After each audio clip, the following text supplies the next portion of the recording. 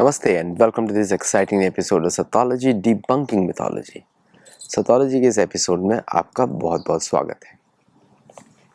आज एक बड़े महत्वपूर्ण विषय पे बात करते हैं, सेंट्रल एशिया। सेंट्रल एशिया जिसको हम आज बुलाते हैं, हमारे जो आज सारे लीडर्स आए हैं, India central Asia cooperation summit एक हो रही है जिसमें कजाकिस्तान और जो 4 अलग राष्ट्र हैं, Kazakhstan, Uzbekistan, Kyrgyzstan, Tajikistan, Turkmenistan, इन सब देश हैं, उज़्बेकिस्तान, ये 5 देश आ रहे हैं। 1 2 3 4 5 5 देश आ रहे हैं। और इस पिक्चर में आप देखेंगे जो थंबनेल पर भी है, वहाँ पे अजीत डोभाल भी खड़े हैं और जयशंकर जी भी खड़े हैं। तो हमने 2 रीजन्स की बात करी, एक है साउथ ईस्ट एशिया जिसको मलय देश भी बोलते हैं हम लोग, और एक सेंट्रल एशिया जिसको केतुमाल वर्ष भी बोलते हैं। ये दोनों अलग अलग रीजन्स हैं जिनके भारत के साथ हिस्टोरिकल टाइज हैं। किस तरह के हिस्टोरिकल टाइज हैं? सनातन धर्म के टाइज हैं। और यहाँ का जो ओरिजिनल, वहाँ का जो सभ्यता थी वो हिंदू सभ्यता थी, सनातन धर्म की सभ्यता थी। वहाँ पे पुराने अवशेष भी मिलते हैं। और जब इस्लामिज्म ने पर्शिया पे आक्रमण किया तो उन्होंने इन सब जगहों पे प्रचार भी उन्होंने किया। जो यहाँ का जो इस्लामिज्म है वो पूर्व से नहीं आया है, वो पश्चिम से आया है, दक्षिण पश्चिम से आया है, मतलब ईरान की तरफ से आया है, जो आज ईरान बोलते हैं। पारसिक देश को मुसलमानों ने जो कंट्रोल किया उसका नाम ईरान है। उसको आप पर्शिया मत बुलाइए। पर्शिया मतलब सनातन धर्मी, ईरानी मतलब इस्लामी। तो क्या वो एक्सप्लोर किया जा रहा है? अभी आप इसमें देखेंगे काफ़ी अनस्टेबल रीजन है और यहाँ पर भारत एक स्टेबलाइजिंग फैक्टर है।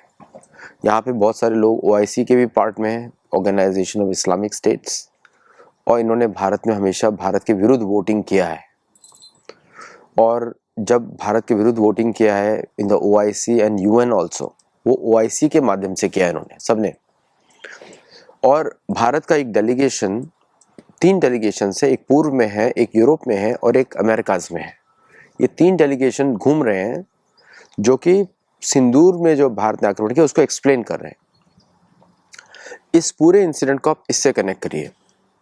मतलब भारत क्या कर रहा है, एक सैंपल किया और अब ये सेंट्रल एशिया हर जगह जा रहे हैं ताकि उनको अपने साथ मिलाया जाए, उनके साथ कल्चर की बात की जाए, उनके साथ ट्रेड की बात की जाए, उनके साथ बिजनेस की बात की जाए। क्योंकि जो इकोनॉमिक रीसेट होने वाला है उसमें ये सभी देशों को भारत की जरूरत पड़ेगी और भारत को भी इनकी जरूरत पड़ेगी, क्योंकि यहाँ पे पॉपुलेशन बहुत कम है। लेकिन यहाँ के गुड्स अगर भारत में आते हैं तो इनकी इकोनॉमीज को मदद पड़ेगी, और अगर भारत के गुड्स वहाँ जाते हैं तो भारतीय बिजनेसमैन की जरूरत पड़ेगी। ये बहुत ही अच्छा मूव है क्योंकि इससे जो है एक रिलेशनशिप डीप होता है और साथ में इकोनॉमिक टाइज से स्टेबिलिटी आती है, अर्थ एक्सचेंज में स्टेबिलिटी आती है। तो उसमें हर तरह के लोग इन्वॉल्व होंगे। और ऑल्सो डिप्लोमेसी या कूटनीति में अगर हम देखें तो कूटनीति में यहाँ पे पाकिस्तान और जो तुर्की है उनका इन्फ्लुएंस भी कम होता है। एंड जब आप उन दोनों का इन्फ्लुएंस कम होता है तो आप एक्सपेक्ट कर सकते हैं कि the climate will be much more favourable for overall region, सब तरफ के लिए। ये एक मुख्य उद्देश्य है। दूसरा उद्देश्य है भारत के सैन्य जो निर्यात है उसको बढ़ाने का, डिफेंस जो एक्सपोर्ट है उसको बढ़ाने का एक ऑब्जेक्टिव है। क्योंकि इन सभी देशों में they can not afford western और they don't want to experiment with Russian also weapons. Russia का यहाँ पे बहुत ज़्यादा इन्फ्लुएंस है और भारत और रशिया की फ्रेंडशिप भी है। तो ट्रेड राउट्स, नए ट्रेड राउट्स खोलने का, जिससे कि ये रीजन चीन के चक्कर में ना पड़े और अमेरिका के भी चक्कर में ना पड़े। भारत और रशिया के लिए ये देश बहुत इंपॉर्टेंट है। तो रशिया का इन्फ्लुएंस ज़्यादा, भारत अपना इन्फ्लुएंस बढ़ा रहा है through cultural and trade ties, और अब आप देखिएगा कि यहाँ से ट्रेड शुरू होगा। कौन सी जगह खोली जा रही है? जिलजिल बाल्टिस्तान और पीओके, क्योंकि पीओके से सारे बॉर्डर्स मिलते हैं। तो उस पूरे रीजन में जो भारत का जो गुडविल है वो इंक्रीज होगा इस एग्रीमेंट से। तो यहाँ पे अजीत डोभाल और जयशंकर जी का होना मतलब foreign, diplomatic and defence security corporation, तो इन तीनों के साथ business, diplomacy and trade off defence, ये तीनों का कॉम्बिनेशन यहाँ पे बिठाया जा रहा है, which is a fantastic diplomatic move. उससे ये भी पता लगता है कि भारत की पीओके की प्लानिंग पूरी तरीके से कंप्लीट हो चुकी है।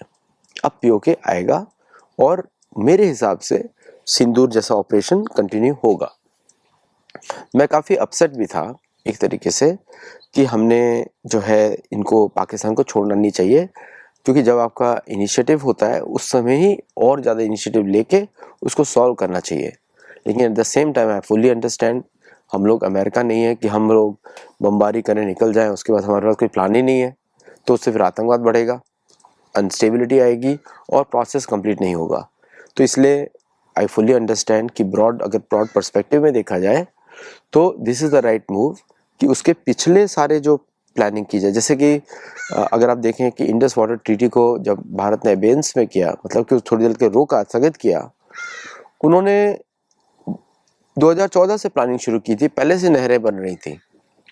जब उन्होंने स्थगित किया तब नहरें कंप्लीट हो चुकी थी। तो there is no water, there is no problem in stopping the water, आप तुरंत उसको रीराउट कर सकते हैं। इस तरह ये जो नींव पहले बिठाई गई थी, आर्मीनिया में बिठाई गई, फिर बाकी देशों में मिलिट्री के एक्सपोर्ट, कजाकिस्तान में बेस, ताजिकिस्तान में भारत का मिलिट्री बेस, इन सब एरियाज़ में मिलिट्री प्रेजेंस, साथ में अब ट्रेड और कॉमर्स को ऐड करके जब ये हिस्सा भारत के कब्जे में आएगा तो ये पूरा राउट खुल जाएगा। तो दिस वॉज द ओवरऑल, मुझे ऐसा लगता है कि this is the right way to do it. और इससे ये भी पता लगता है कि Bharat can be a net security provider in that region with defense, with a counterweight to Chinese influence and also counterweight to Western influence along with Russia, क्योंकि Russia और भारत का जो संबंध है वो दोनों देशों के लिए भी इम्पोर्टेंट है। रशियंस के पास जो है ज़्यादा चीज़ें ऑफर करने के लिए नहीं है, but for them it's a good market. वो बात मैं मानता हूँ रशियन प्रोडक्ट्स की, लेकिन रशियन के पास प्रोडक्ट्स एक्सपोर्ट करने के लिए भी इतना सामान नहीं है, other than defence, other than oil, other than main और रेयर अर्थ की इधर फैक्ट्रीज तो है नहीं। What you will see now is Bharat expanding their IIT network, ITI network, inviting these people to come to India for business और jobs. ये आप देख सकते हैं, because this is very important for India, क्योंकि लोग अगर भारत आएंगे, क्योंकि Bharat is a large population which can afford many things. इन देशों के लिए भारत बड़ा केओटिक है लगता है because of large population and all those things, लेकिन फिर भी इससे बिग मार्केट में ज़्यादातर अफोर्ड कर सकते हैं, ताकि यहाँ के लग्जरी आइटम्स, यहाँ के कपड़े can be easily absorbed in India. और वहाँ के टूरिस्ट डेस्टिनेशंस वो भारत के लिए सेफ टूरिज़्म का भी, एक्सपोर्ट का भी वो बन सकता है, डेस्टिनेशन बन सकता है, better than Maldives, because Maldives जो है it is under grip of ISIS और CI के game plans, Pakistani game plans, all this things going on.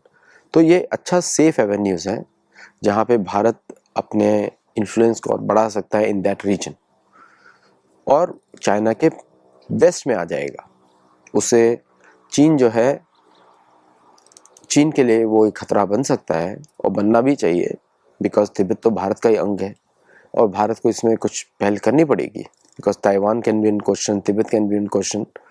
और हमारे जैसे लोगों के लिए तो बहुत ही अच्छी जगह है, बिकॉज किर्गिस्तान एंड तजाकिस्तान और ये सब जो प्रांत हैं ये हमारे महाभारत रिसोर्स से बहुत कनेक्टेड हैं। तो मेरू पर्वत भी वहाँ पर है, वो जिसमें से हम लोग तो हमेशा वहाँ पे रहे हैं। शिव जी की अबोड है, भागीरथ मुनि का आश्रम है अलमाटी में, वो सब जगहों पे हम लोग वापस जा सकते हैं। सो ये जो पूरा जो इंसिडेंट है, पूरा जो अप्रोच है, ये इतना, इससे क्लासिकल डिप्लोमेसी और भारत, अमेरिकन डिप्लोमेसी के जैसा नहीं है कि we are telling you what to do and will negotiate on our basis, ऐसा नहीं है। अमेरिका को नेगोशिएट करना नहीं आता किसी के साथ भी। अमेरिका को तो लगता है कि वो 1492 में बैठे हुए हैं और वर्ल्ड वॉर 1945 में बैठे हुए हैं कि भाई हमने बोला तो करना पड़ेगा, we are the net super power, है ना।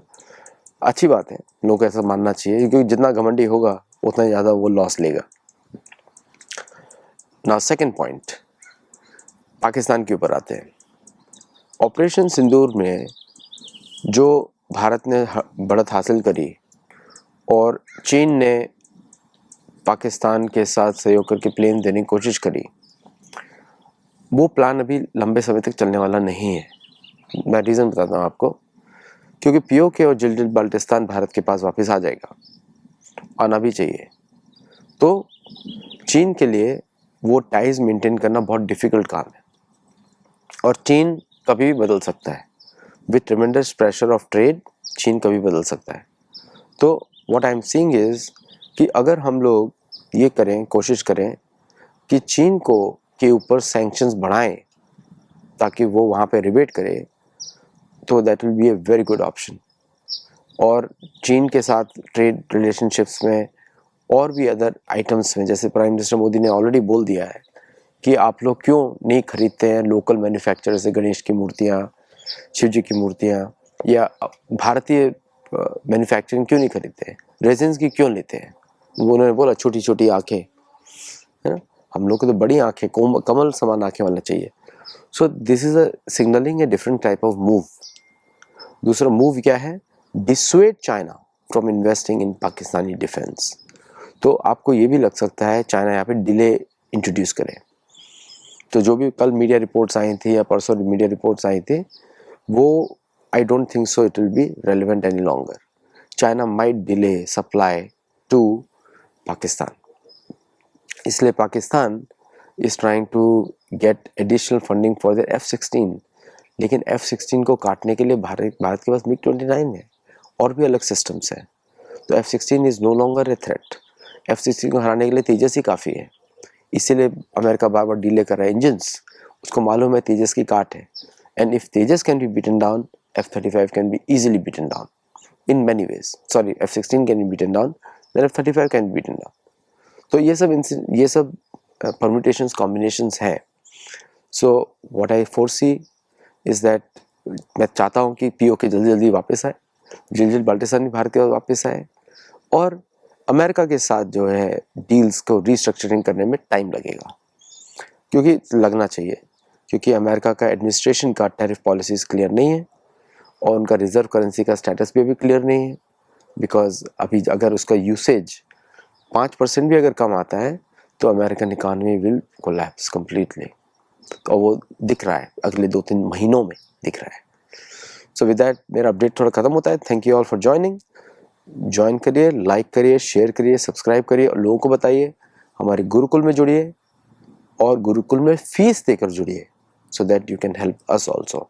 हमारा लिटरेचर फेस्टिवल भी आने वाला है, वहाँ पर भी आप मदद कर सकते हैं, ज़ेले के थ्रू कर सकते हैं, वेनमो के थ्रू और पेपाल के through. Thank you all very much for joining. नमस्ते एंड जय जगन्नाथ।